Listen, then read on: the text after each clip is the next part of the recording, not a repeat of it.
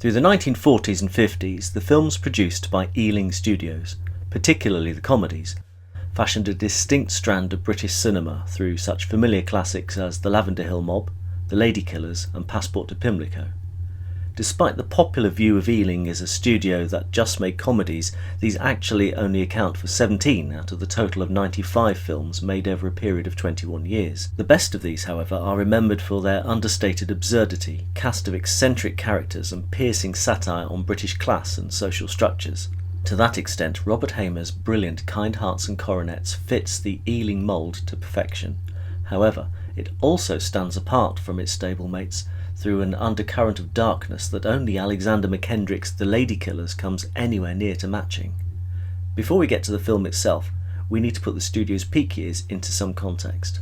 If ever there was a case for the producer as auteur, then it is Michael Balcon, Ealing's head from 1938 to 1956. Having already secured his place in film history by launching the career of the young Alfred Hitchcock, Balcon established an ethos at Ealing that the preeminent scholar of British film Charles Barr describes as like a family business. This was down to the way Balcon shaped the studio's working practices. A regular company of actors, writers and technicians working towards an overall unity of approach attached to a particularly mid-20th century British sensibility. As well as Hamer and McKendrick, the studio boasted such directing talents as Charles Crichton and Basil Dearden, among several others, all of whom contributed to the studio's distinctive style via Balcon's round table approach to production. The company of writers and directors would discuss projects and generally chip in ideas to each other's proposed films. These discussions frequently continued over several pints at the pub at the end of a working day, which doubtless led to a blurring of authorship of the films ultimately produced. The studio peaked during a time of social and political change, the mid-1940s to mid-50s. Post-war Britain was facing a declining empire and rapid social change. The Labour Party had won a landslide election in 1945 and aimed to flatten class difference and transform the nation into a welfare state system, paid for by ongoing austerity through rationing. Reflecting the public mood and accepting the situation as a necessary hardship to muddle through, Balcon aimed to present an image of Britain united in nationhood, absurd class system included. Accepting is one thing, but no one was about to claim they enjoyed the rationing. Balcon called for films that would act as a safety valve through what he called mild anarchy, a brief holiday from hardship, literally a bit of escapism through a touch of carnivalistic mayhem, poking fun at a country populated by stuffy office workers in pinstripe suits, officious but essentially paternalistic police officers, genial cranks, and a chirpy working class. As long as it was back to normal afterwards and fair play was rewarded, the mildly satirical British eccentricity aimed to show domestic audiences a mirror of themselves.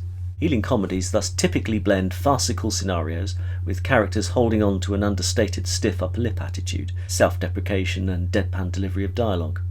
Class stereotypes and bureaucratic institutions were targets of Ealing's social critique and arch irony. It is not an insult to consider these films as wry, yet ultimately reassuring. Ensemble casts featured a repertory of familiar faces playing eccentric British character archetypes, such as Naunton Wayne and Basil Radford's pairing as bureaucratic buffoons, an array of dotty older ladies such as Margaret Rutherford in Pimlico or Katie Johnson in The Ladykillers, Stanley Holloway's clubbable everyman figures, or Alec Guinness's host of oddballs. Together these elements give Balcon's productions a sense of general unity. The comedies produced during this period had similar modest budgets and shooting schedules, resulting in a style that typically ignored complex camera movement in favour of often static, unfussy cinematography. Most were given a U certificate, making them widely accessible. Running length was generally around 80 to 90 minutes, leading to emphasis on character and tight narrative pacing. With their low budgets, the cinematic style of Ealing itself reflected the national austerity. This worked in contrast to the escapist glamour generally offered by Ealing's contemporary rank films. Balcon was keen to do away with the appearance of gloss, the tinsel as he called it. He wanted Ealing to reflect a Britain that the audience would recognise, one of bomb sites and making do. Rank, incidentally, was Ealing's distributor during the studio's peak years, though Balcon ensured that the studio's identity was distinct by maintaining creative control. Business-wise, and perhaps counterintuitively, Balcon recognised that the more distinctly British in flavour his productions were, the more of a unique selling point they would have on the international market. There was no competing with Hollywood in terms of stars, They had John Wayne, we had Charles Hawtrey. So the very aspects that made Ealing seem a bit parochial also enabled them to stand out, with their modesty a part of the appeal. Just as with the contemporary Italian neo-realists, the films were usually shot on location with war-damaged backgrounds reflecting their audience's lived reality. Feasibly, these films were not so critically acclaimed as an aspect of national cinema in the late 40s as Italian neo-realism was, because they were generally funnier. Charles Crichton's 1951 The Lavender Hill Mob opens with a contrast of life in Britain to a lavish cocktail lifestyle in an obviously studio-created Rio, where our anti-hero Henry Holland flamboyantly hands out money to glamorous strangers, including a very young Audrey Hepburn, and alludes to a lifestyle of wild parties. We then flash back to a montage of his daily routine in London, a near-documentary style of filmmaking emphasising the grind and fussiness of his tedious, austere life. At his glum boarding house, the camera lingers over signs imposing rules about wiping feet and turning off lights. Similarly, Alexander McKendrick's The Ladykillers comically emphasises the bomb-damaged subsidence of Mrs. Wilberforce's house, suggestive of a Britain still hanging on in a state of structural decay, a wider metaphor for the British self-image at the point of the end of empire. In each of these films, as well as Kind Hearts and Coronets, the grind of the main character's dull reality is contrasted with a fantasy of unobtainable riches. In McKendrick's Whiskey Galore from 1949, the fantasy is maintained in the tipple of the title. As a result, the method of filmmaking reflects the contrast between dull routine and a bright fantasy what-if situation. If Balkan regarded the British as a nation tolerant of harmless eccentricities who would unite to battle against a common cause, then there is a moral ambiguity evident in the films. Ealing often blurred the lines between good and bad into grey situations where ordinary folk get up to mischief. Most of the characters are likeable and human, if perhaps exaggerated or a bit daft, with very few actual villains to be found.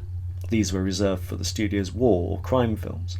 Everyone abides by a code of fair play. In Lavender, the two crooks trust Holland and Pendlebury to take their share of stolen gold to France, and the policeman who has caught Holland treats him with dignity by keeping their cuffed hands concealed in the Rio bar. The Welsh policeman who obliviously cadges a lift from our anti-hero's getaway car while singing Old MacDonald before accidentally twigging their guilt is a typical bit-part eccentric in that film.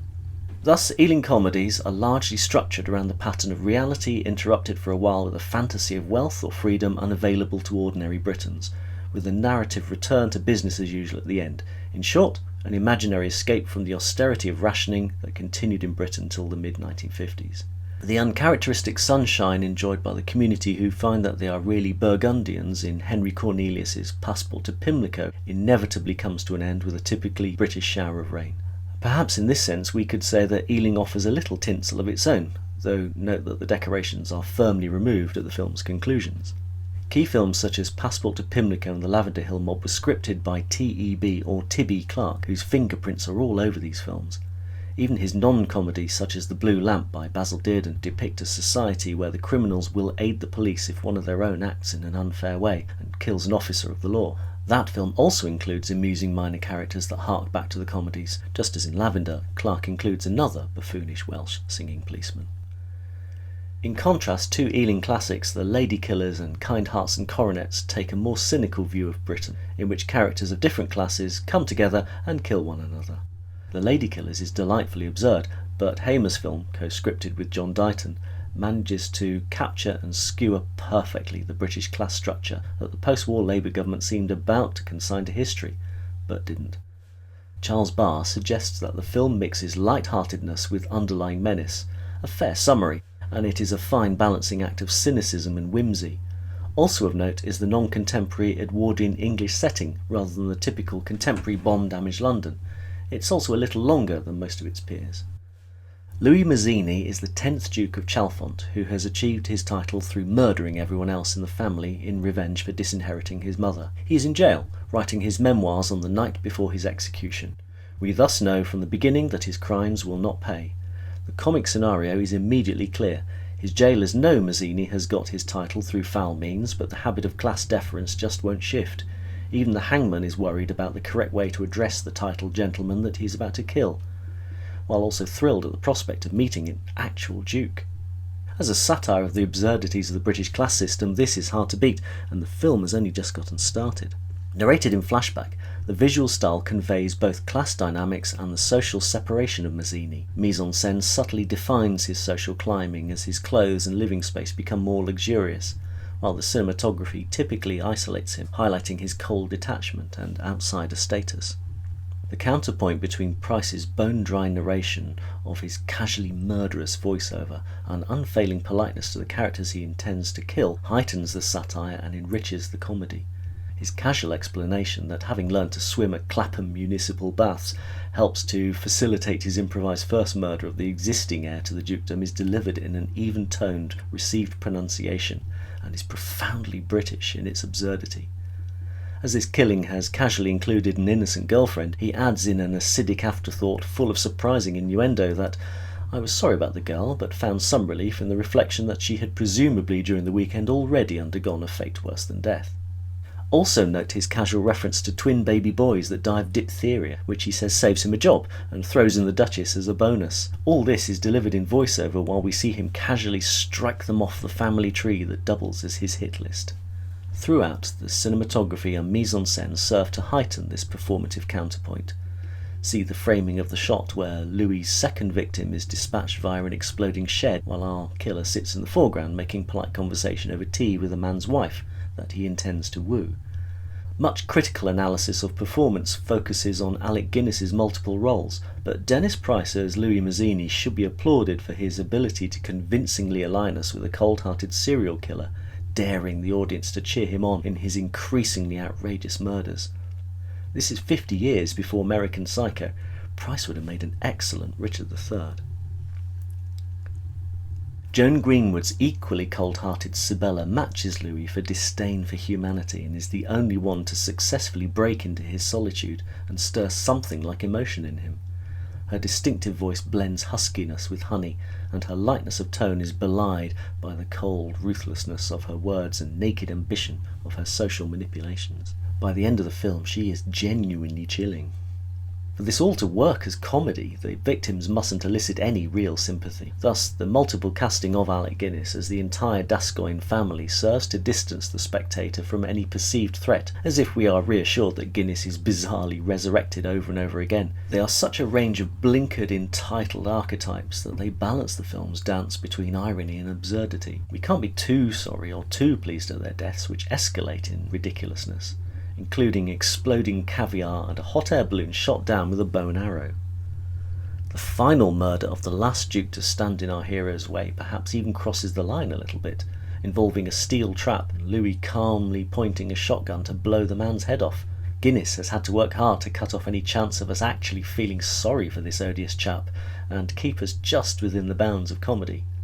The narrative conclusion is a perfect bow to tie up the proceedings that I won't spoil if you haven't seen it. You really should. Both Sibella and Louis are icy to the last second. Overall, if the best films of Ealing's were rooted in the post-war mood of a nation, then when that mood began to change in the mid-1950s, the studio's days were numbered. It was all over by the end of the 50s as an independent production company, leaving behind an excellent filmography. However, if Kind Hearts and Coronets captures perfectly a particular tone at a particular moment, then it is also something of an outlier, and its bite is still viciously sharp today.